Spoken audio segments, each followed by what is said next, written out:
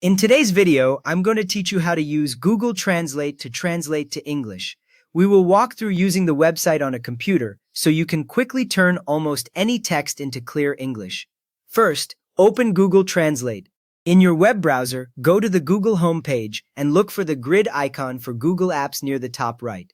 When you click that, you will see a panel of Google tools, including Google Translate with a colorful icon.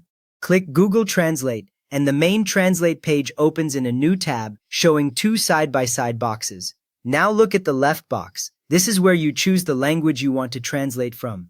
At the top of that box, you will see a language name and a small arrow.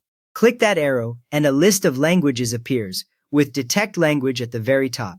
Detect Language tells Google to guess the language automatically from the text you provide, which is handy if you are not sure what it is. Once that is ready, move to the right box. This is the language you want to translate into. At the top of the right box, open the language list and scroll until you see English. Click English. You should now see English clearly labeled above the right box. If you ever choose the wrong language here, your translation will not be in English, so it is worth double-checking this label.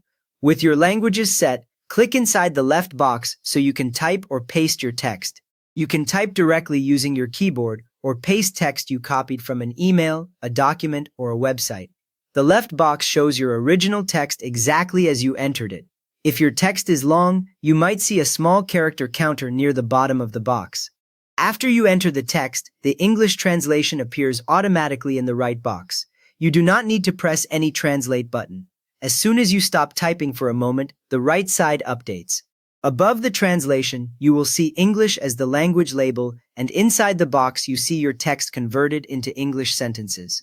If you change anything in the left box, the right box updates again within a second or two. Next up, look just below the translated text in the right box.